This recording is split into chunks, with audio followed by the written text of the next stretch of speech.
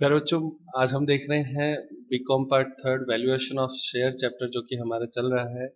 ये corporate accounting book से question number 11। इससे पहले के क्वेश्चन आप प्लेलिस्ट में देख सकते हैं। इसमें लिखा है 31 मार्च 2019 को एक कंपनी के शेयर्स अगर प्रकार से हैं। तो आपकी क्या इंफॉर्मेशन दे रखी है, जल्दी से देखिए बैलेंस शीट पे। सबसे पहले 8000 शेयर्स हैं 100 रुपीज से 8 लाख। फिर जनरल रिजर्व है, पीएनएल है, डब्ल्यूपीएफ है, workman provident fund, provision for tax है और क्रेडिटर है। उसके बाद में building, plant and machinery, stock, debtor और बैंक दे रखा है। तो बेसिक बैलेंस शीट जैसे हमेशा होती है वैसे ही दे रखी है, इसका कुछ विशेष नहीं है। आगे क्या कहता है वो देखिए। प्रश्न में लिखा है, इंग्लिश वाले स्टूडेंट यहाँ पे स्टडी करें। भवन का 9 लाख रुपए और प्लांट एंड मशीनरी का 7 लाख रुपए मूल्यांकन किया गया। तो रिवैल्यूएशन किया गया है बिल्डिंग का भी और मशीन का भी, दोनों का। देनदारों में 1 लाख डूबत है, तो बेड डेट्स जो है वो किसमें है, डेटर में। तो ये करंट एसेट्स में चेंज है, नोटेड पॉइंट है। स्टॉक का बाजार मूल्य 2,50,000 है और ख्याति का मूल्य गुडविल 6 लाख रुपए पर लिया जा सकता है। ठीक है, ये बात भी। तो गुडविल भी अपने को लेनी है। कंपनी के कर से पूर्व लाभ इस प्रकार से है, यानी प्रॉफिट बिफोर टैक्स, पीबीटी किस प्रकार है। 16, 17, 17, 18 और 18, 19 3 सालों के प्रॉफिट दे रखे हैं। 6,50,000, 6 लाख और 7 लाख। ठीक है, ये बात। कंपनी की परंपरा अनुसार लाभ का 25% प्रतिवर्ष सामान्य संचय में हस्तांतरित किया जाता है। तो ट्रांसफर टू रिजर्व कितना हो गया, 25% ऑफ द प्रॉफिट हो जाएगा। इसी प्रकार की अन्य कंपनियां अपने अंशों के बाजार मूल्य पर 15% आय देती है। तो ये NRR हो गया, नॉर्मल रेट ऑफ रिटर्न। और कर की दर कितना है, टैक्स रेट 50% है। अंशों का उचित मूल्य ज्ञात कीजिए। फेयर वैल्यू का मतलब होता है कि हम नेट एसेट्स मेथड से भी शेयर का वैल्यू करें और यील्ड मेथड से भी करें, फिर दोनों जो आ जाए उसमें 2 से डिवाइड कर दें, एवरेज जिसको हम बोलते हैं, तो वो होता है।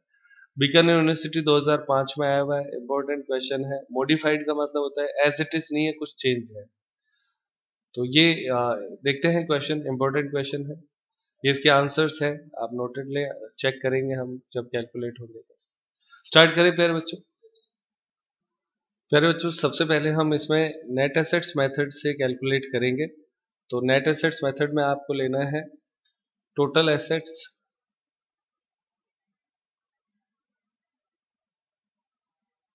और टोटल एसेट्स में आपके पास जैसे जैसे है वैसे लिखते जाएंगे। सबसे पहले गुडविल लिख दो। तो गुडविल आपकी गिवन है, प्रश्न में नीचे लिखा हुआ था 6 लाख रुपीस।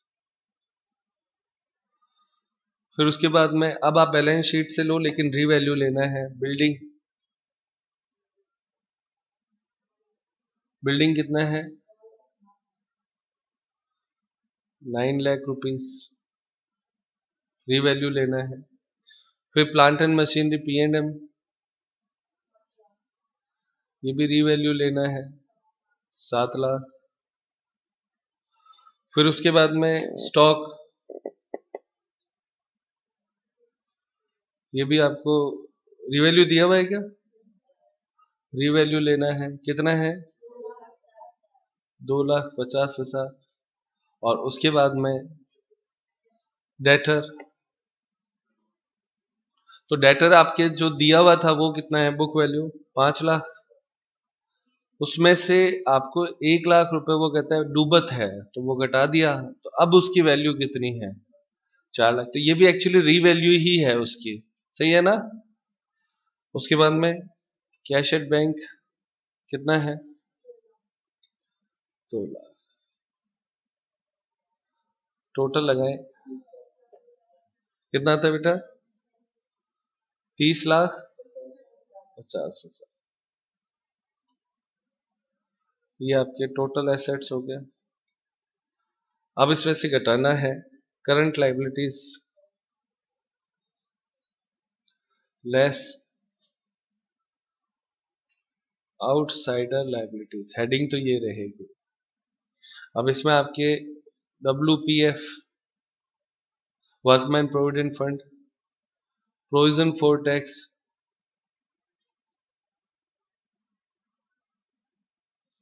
और क्रेडिटर। ये तीन चीजें आपको घटानी है। तो WPF, प्रोविजन फॉर टैक्स और क्रेडिटर, तो बताना कितना कितना है। वर्कमैन प्रोविडेंट फंड कितना है, 1,50,000। फिर 2,00,000 प्रोविजन फॉर टैक्स है, और क्रेडिटर 4,90,000। ये तीनों घटाने हैं, तो आप इसको ब्रैकेट में लिख सकते हैं। घटाने पर आपके आएगा 22,10,000। ये आपके हो गया NA, नेट एसेट्स। पहली मेथड सॉल्व हो गई। अब वैल्यू ऑफ शेयर निकालना है इस मेथड से। Value per share is equal to net assets upon shares, है ना। तो नेट एसेट्स आपके क्या आया हुआ है, 22,10,000, और नंबर ऑफ शेयर कितने हैं, 8,000। भाग दे दो, कितना आता है, 276.25। आंसर दिया हुआ होगा बच्चों पहला, ये आपका पहला आंसर आ गया। ये अगर मान लो 20 नंबर का क्वेश्चन है तो 10 नंबर यहाँ पक्के हो जाते हैं बच्चों, आधे। और अगर 8 नंबर का है तो 4 नंबर पक्के हो जाते हैं। अब उसके बाद में सेकंड मेथड स्टार्ट करते हैं।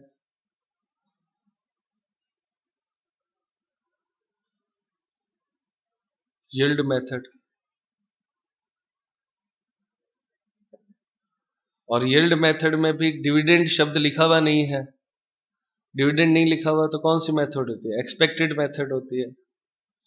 तो लिखेंगे रेट ऑफ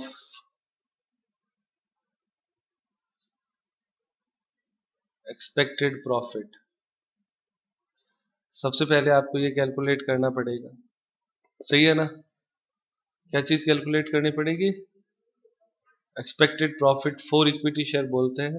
तो इसके लिए अपने को प्रॉफिट दिया हुआ है, तो सबसे पहले लिखो प्रॉफिट इक्वल टू, वो आपके 3 सालों के प्रॉफिट है क्या बच्चों, है ना। बोलना है कितना कितना है। पहला साल है 6,50,000, फिर 6,00,000, 7,00,000। इस 7,00,000 में से एक बेड डेट्स घटाना है 1,00,000 का। ये विशेष है, याद रखने के लिए, ठीक है ना। क्यों, क्योंकि करंट एसेट्स में यदि कोई लॉस होता है, करंट एसेट्स कौन हुई, डेटर। डेटर में वो कहता है कि बेड डेट्स 1,00,000 का है, तो वो प्रॉफिट को इम्पेक्ट करता है ना, इसलिए प्रॉफिट उस लास्ट ईयर में से घटा देते हैं। और इन तीनों को जोड़कर फिर 3 का भाग देना है, तो टोटल आती है 18,50,000, और इसमें भाग देना है 3 का, तो कितना आता है, 6,16,667। सही है, ये आपका प्रॉफिट आ गया। अब इस प्रॉफिट में से अपने को लेस करना है, तो आप पहले इसको प्रॉफिट को वापस लिख लें एक बार। प्रॉफिट BT, और आप शब्द चाहे तो आगे AB और लगा दें। Average profit before tax 6,16,667।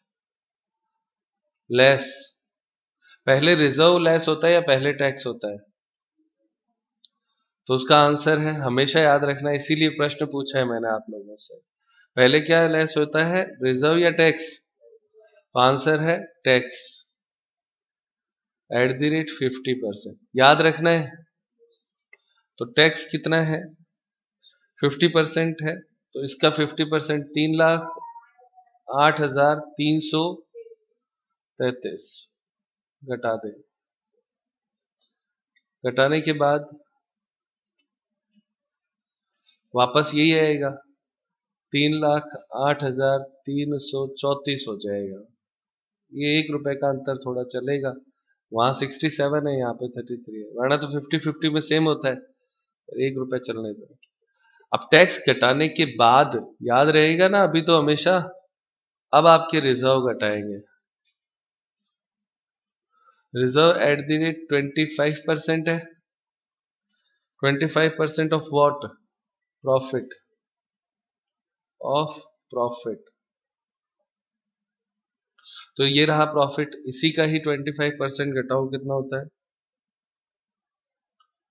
3,03,334 का 25% कितना होता है? तो ये आता है 77,084। यही है। इसको लेस करेंगे, तो लेस करने पर आपके आएगा profit available for equity share holder. कितना आता है बेटा? 2,31,250। ये आपके प्रॉफिट जो हमें चाहिए, एक्सपेक्टेड प्रॉफिट, इसी को ही हम क्या बोलते हैं? Expected profit for equity share holder. सही है ना? तो जो हमारी मेन चीज चाहिए वो आ गई। अब आप लिखेंगे रेट ऑफ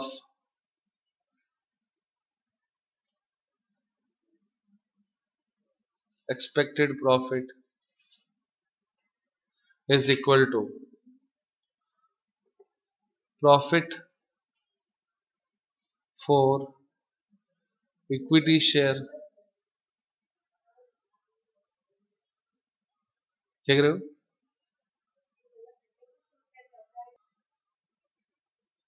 हाँ, equity share, profit for equity share holder. ये यहाँ पे आप है ना 8 कर लेना, देख लेना इसको। Profit for equity share holder कितना है वो लेना है, डिवाइड बाय कितना होता है? शेयर कैपिटल होता है, paid up capital, paid up capital into 100 होता है। ये फॉर्मूला है। तो प्रॉफिट आया 2,31,250 divide by paid up capital, प्रश्न में दे रखी थी ना, कितनी थी? 8 लाख। तो 8 लाख इंटू 100 कितना होता है? 28.91 कर दे। 28.91% आपके आया expected profit, rate of expected profit. सही है ना? अब आपके वैल्यू पर शेयर VPS, तो वैल्यू पर शेयर में होता है रेट ऑफ एक्सपेक्टेड प्रॉफिट, या एक्सपेक्टेड रेट बोलते थे इसको। अपॉन क्या करते हैं बच्चों? अपॉन हो जाएगा NRR, और इनटू में पेड अप पर शेयर है। तो एक शेयर कितने रुपए का, उससे गुणा करने होते हैं। तो ये है 28.91%। NRR है 15%, इंटू पेड अप, एक शेयर कितने का है? 100 रुपए का। तो 100 से परसेंटेज वैसे ही कट जाता है। बाकी कैलकुलेट कर लो कितना आता है बच्चों। हाँ बेटा, 192.73, ये वैल्यू पर शेयर आ गई VPS। दोनों मेथड से आ गई। अब आपके आएगा फेयर वैल्यू। तो फेयर वैल्यू में पहली मेथड से कितना आया था बच्चों? 276.25 प्लस 192.73, और इसमें भाग दे देना है 2 का। 2 का भाग देने का मतलब बच्चों एवरेज होता है, तो एवरेज निकालेंगे इसका। तो आंसर कितना आता है बच्चों? 234.49। आंसर किताब में दिया हुआ है, एग्जैक्ट मैच करता है। बहुत अच्छे बच्चे। सारे आंसर मैच बराबर करेंगे, बस सीक्वेंस ध्यान रखो, कैलकुलेशन का ध्यान रखो। ये आपके आंसर, ठीक है बच्चों। बीकानेर यूनिवर्सिटी में ये क्वेश्चन आया हुआ है और निश्चित रूप से 20 नंबर में ये मिलता है अपने को, तो इंपॉर्टेंट मार्क कर ले इस क्वेश्चन को भी। नेक्स्ट क्वेश्चन देखें प्यारे बच्चों, देखें question number 12। The balances of Kama limited as 31 March 2019 as follows. इसमें दिया हुआ है 10,000 शेयर है, 100 रुपीज ईच का है। बैलेंस ऑफ प्रॉफिट में दे रखा है कि 1/4/2018 को, यानी ओपनिंग तो ये था 60,000, और current year profit before tax दिया हुआ है 5,40,000 का। डेप्रिसिएशन फंड इधर लिखा हुआ है, तो ऑब्वियस है इधर अगर डेप्रिसिएशन फंड लिखता है तो उधर वो सारा ऑन कॉस्ट दिया हुआ होगा। तो मशीन इन्वेस्टमेंट, दो चीजों पे उसने डेप्रिसिएशन फंड बनाया है, और क्रेडिटर है 50,000 का, टोटल 16,70,000। आगे देखते हैं। एसेट साइड में मशीन दे रखा है सबसे पहले 1,00,000, इन्वेस्टमेंट इन गवर्नमेंट सिक्योरिटीज है 4,00,000, स्टॉक दे रखा है 4,00,000, डेटर आपके 5,00,000 का है, जिसमें से प्रोविजन घटाया, बेड डेट्स दिया, घटाने के बाद आपके आता है 480। उसके बाद में बैंक दे रखा है, और ये आपको लेना नहीं होता है। ये कौन सी एसेट्स होती है? Fictitious assets.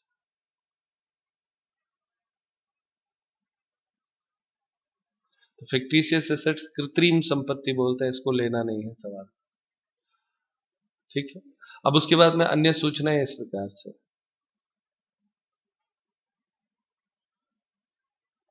इंग्लिश वाले स्टूडेंट यहाँ पे स्टडी करें। इसमें लिखा है अतिरिक्त सूचनाएं। पहली, पिछले 3 वर्षों से कंपनी के लाभ 20,000 वृद्धि की प्रवृत्ति बताते हैं। तो आज का प्रॉफिट अपने दिया हुआ है फर्स्ट, सेकंड और थर्ड, 3 साल के प्रॉफिट्स है, क्योंकि इसने कहा 3 वर्ष। करंट ईयर का प्रॉफिट यानी अभी का कितना दे रखा है? हाँ, 5,40,000 दिया हुआ है। गुड। तो ये कह रहा है कि ये जो 5,40,000 है ना, वो कंटिन्यूअस 20,000 बढ़ते हुए आया है। तो इससे पहले कितना था? बहुत अच्छे। और उससे पहले? समझ में आती है। अब ये चीज हमें पहले भी कर रखी है तो कोई दिक्कत नहीं आएगी। उसके बाद में मशीन का मूल्य अब 2,00,000 है, तो ये रीवैल्यू हो गया। कंपनी की कर की दर 20-50% है, तो टैक्स रेट हो गया ये। और इसी प्रकार की कंपनी के सामान्य प्रत्याय, तो ये एनआरआर हो गया। और उसके बाद में कंपनी की ख्याति अधिलाभों के 3 वर्षों के क्रय के आधार पर ज्ञात करनी है। लाभों का भारित औसत लेते हुए अंशों का उचित मूल्य आशान्वित प्रत्याय लाभार्जन दर विधि द्वारा करना है, और अतिरिक्त मूल्य ह्रास का ध्यान नहीं रखना है। बस इतना ही सवाल है। यानी इस प्रश्न में मेन चीज ये आई, गुडविल और आपको लेनी है। तो एक बड़ा क्वेश्चन हो गया, पूरा कंप्लीट क्वेश्चन। स्टार्ट करते हैं बच्चों।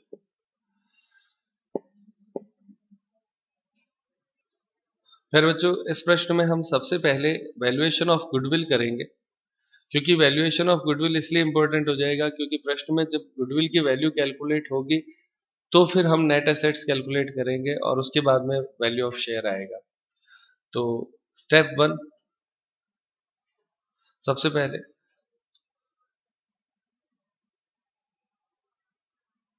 कंप्यूटेशन ऑफ एवरेज प्रॉफिट, या जिसको हम पहले जब चैप्टर पढ़ते थे तो बोलते थे actual average profit. Actual average profit अपने को कैलकुलेट करना है। प्रॉफिट इसमें 3 साल के प्रॉफिट जो दे रखे वो बढ़ते हुए क्रम में है। तो ईयर ईयर आपके हैं पहला साल, दूसरा साल और तीसरा साल।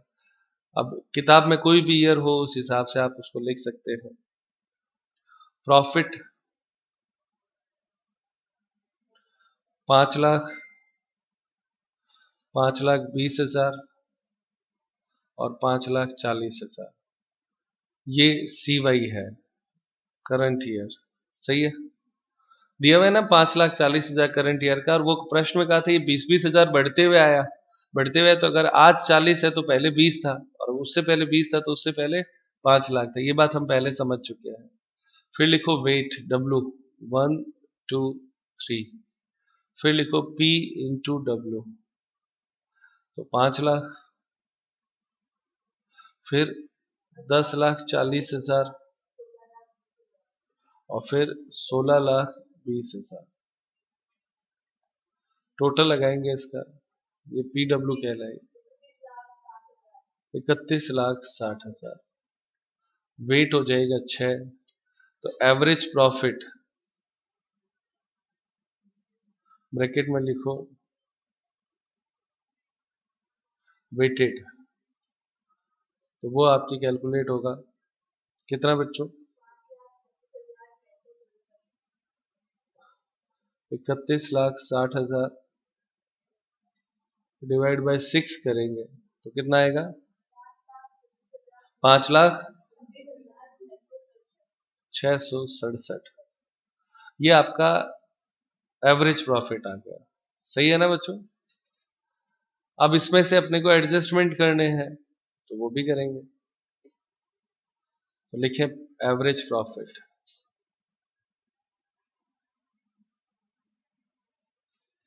एवरेज प्रॉफिट आपका हो गया 5,26,667।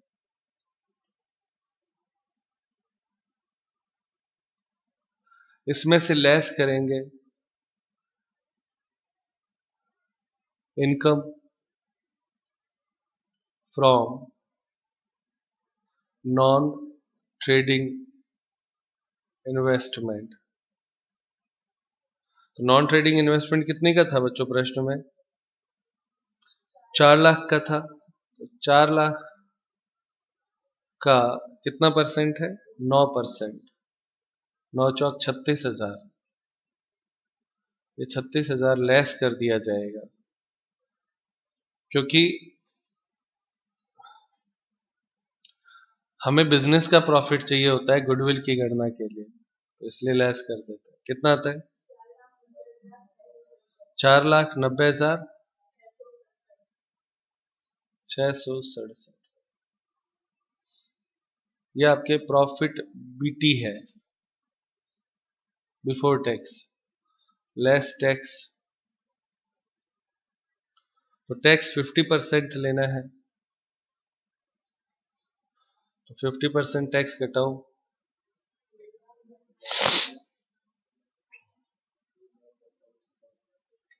2,45,333 घटाने पर आपके प्रॉफिट आ जाएगा,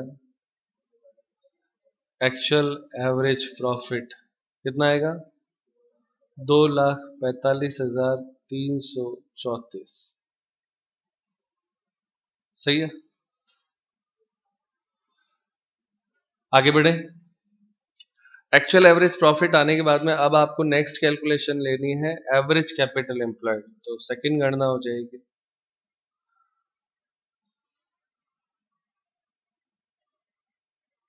computation of average capital employed. तो एवरेज कैपिटल एम्प्लॉयड की गणना करनी है।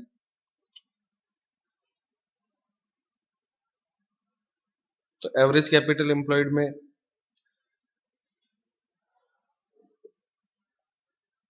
सबसे पहले लिखेंगे एसेट्स, सारी लिखनी है, टोटल एसेट्स।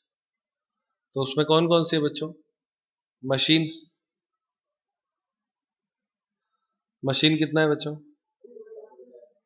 2 लाख। रीवैल्यू है ना, हाँ, आर भी लिख दिया करो। फिर उसके बाद में स्टॉक कितना है, रीवैल्यू है क्या ये, या बुक वैल्यू है, तो बुक वैल्यू लिख दिया करो। स्टॉक के बाद में बच्चों, हाँ बेटा, कितना है, ये बुक वैल्यू है क्या, कितना है, 4,80,000। और उसके बाद में कैश 2 लाख। टोटल 12,80,000। ठीक है, लेस क्या लेस करना है बेटा? हाँ, आउटसाइडर लाइबिलिटीज में कौन कौन है? हाँ, क्रेडिटर है और क्रेडिटर कितना है? 50,000। प्रोविजन फॉर टैक्स, तो प्रोविजन फॉर टैक्स में करंट ईयर प्रॉफिट कितना दे रखा था बच्चों? 5,40,000 था ना। तो यहाँ पे लिखो ब्रैकेट में, ये इंपॉर्टेंट पॉइंट है, स्टार लगा लेना यहाँ पे। प्रोविजन फॉर टैक्स है आपके 5,40,000, सही है? मतलब प्रॉफिट, प्रोविजन फॉर टैक्स नहीं, प्रॉफिट जो है वो आपका 5,40,000 है। इसमें से लेस करेंगे 36,000 इनकम, कौन सी? इन्वेस्टमेंट वाली। फिर जो प्रॉफिट बचेगा उसका अपने को कितना लेना है? 50% टैक्स लेना है। सही बात है ना? तो कितना होता है, कैलकुलेट करें।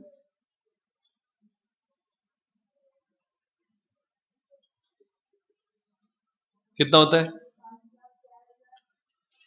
देखो, 5,40,000 में से पहले 36,000 घटा दो, उसका 50% निकालना है,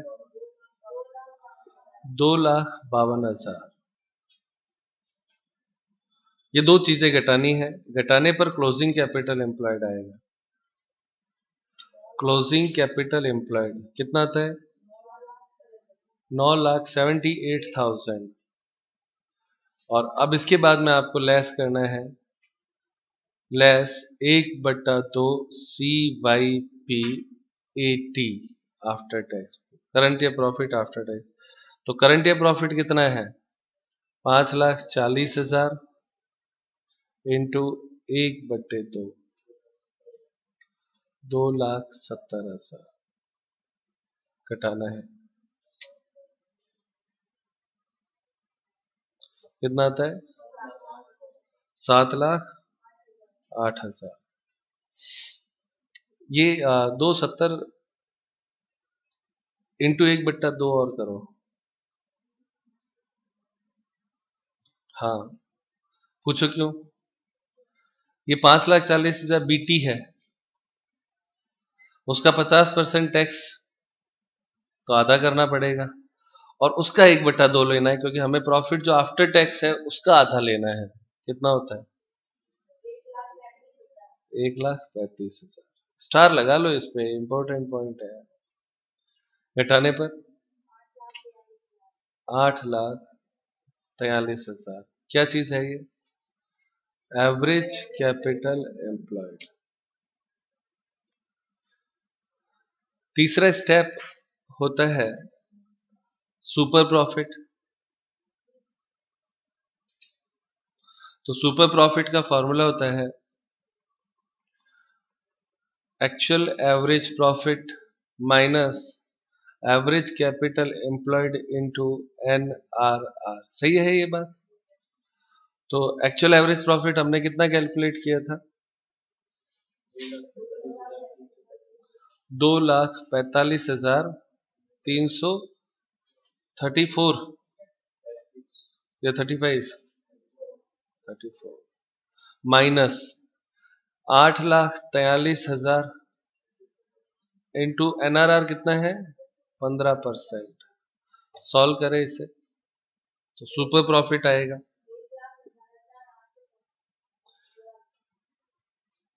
1,18,884।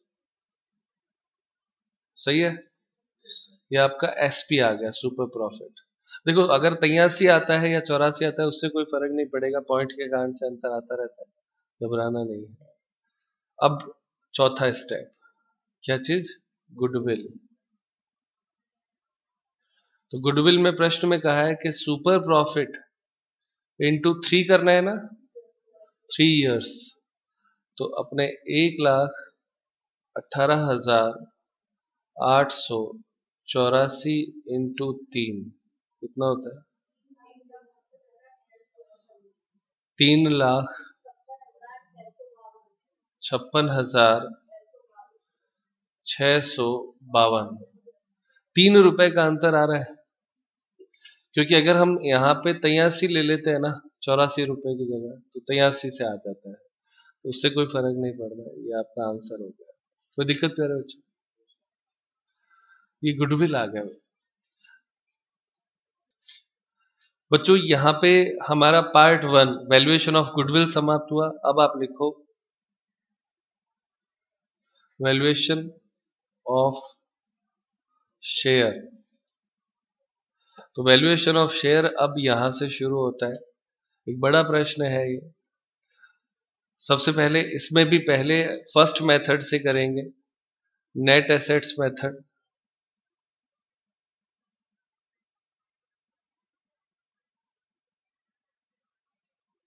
तो नेट एसेट्स मेथड के लिए हमें लेना है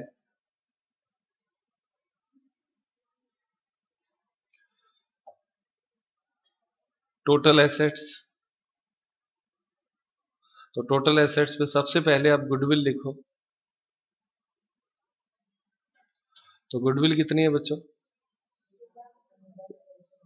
3,56,652।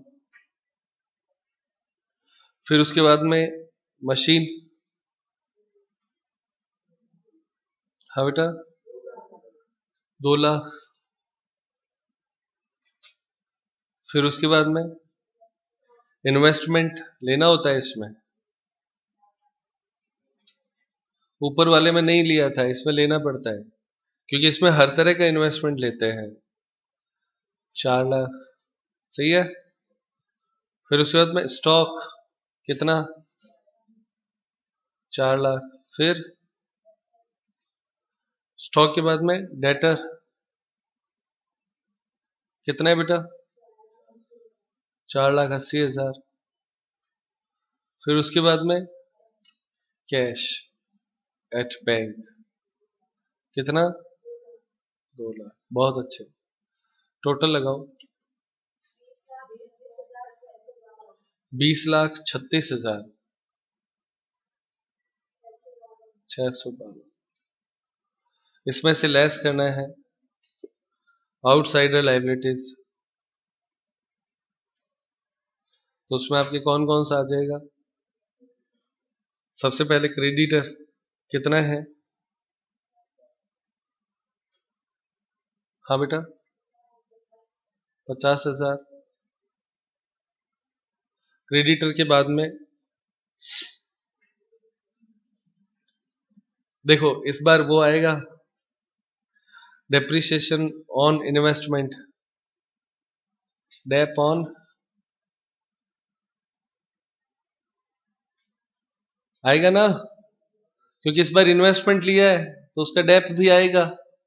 स्टार लगा लो, इस पे याद रहेगा। कितना है? 12,000। मशीन पे क्यों नहीं आया? मशीन का रीवैल्यू दिया हुआ था क्या? हाँ बोलो। तो जिसका रीवैल्यू दे देते फिर उसका डेप नहीं आता, तो ये भी याद रखना है।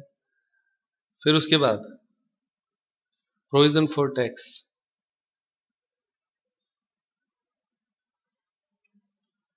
5,40,000 का 50%। ये भी स्टार लगा लो, याद रखना है। कितना होता है? 2,70,000। घटाओ कितना आता है? 17,04,600। ये NA हो गया। सही है। अब आप लिखो value per share, NA upon shares. तो 17,04,600 52 अपॉन नंबर ऑफ शेयर कितने हैं? 10,000 है, भाग दे दो 170.46, 5 की जरूरत नहीं, सही है 170.46।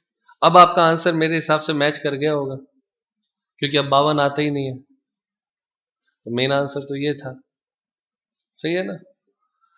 अब सेकंड मेथड लेना है इसका। पहली मेथड तो कौन सी हो गई? Net assets method. अब सेकंड मेथड लेनी है, yield method.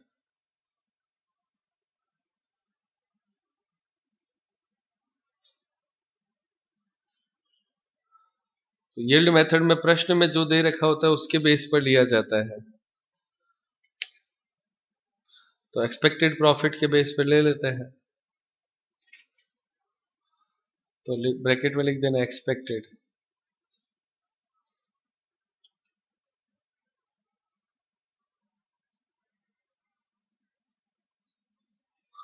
Clear, expected profit method.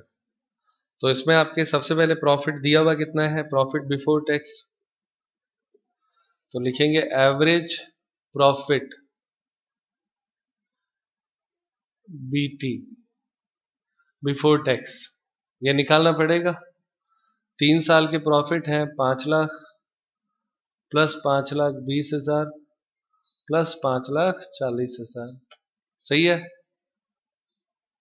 Divide by आपको करना है, भाग देना है इसमें, कितने से? 3 से।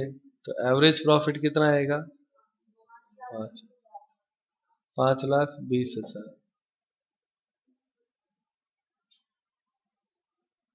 5,20,000, ये आपका हो गया एवरेज प्रॉफिट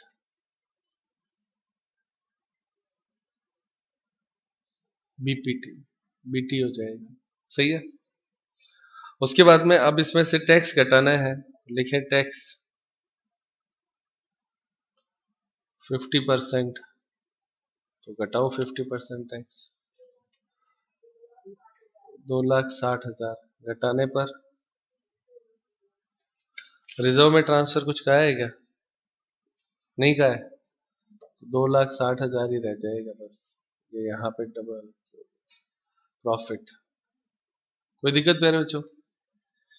अब ये सारा प्रॉफिट किसके लिए है? और कोई है ही नहीं, तो इक्विटी शेयर के लिए हो गया ना, प्रॉफिट फॉर इक्विटी शेयर हो गया ये। तो अब आपके expected rate, expected profit rate, तो इसका फॉर्मूला हो जाएगा expected profit upon paid up capital, सही चल रहा है ना, इनटू 100। तो एक्सपेक्टेड प्रॉफिट आपके हो गया 2,60,000, पेड अप कैपिटल कितनी है बच्चों? बैलेंस शीट देखो 10 लाख इंटू 100, 26%।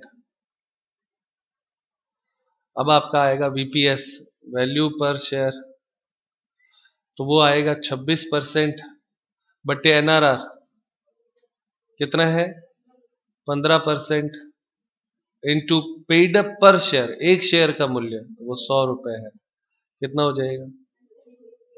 173.33। दोनों आंसर आ गए बच्चों। अब आता है फेयर वैल्यू, पूछा है क्या? हाँ, फेयर वैल्यू। तो पहले का आंसर आया था कितना, बोलना बेटा? 171 पूरा, 170.46 पहले का, और इसका हुआ 173.33, और इसमें डिवाइड करना है 2 से, तो डिवाइड बाय 2, तो फाइनल आंसर आता है 171.46। 8 9 ये लास्ट आंसर, फाइनल आंसर होता है बच्चों, किताब में दिया हुआ है सेम, सही है, ये आपका आंसर। ठीक है, आज की क्लास यहीं समाप्त करते हैं प्यारे बच्चों, और इस सवाल को वेरी इंपॉर्टेंट मार्क कर लेना।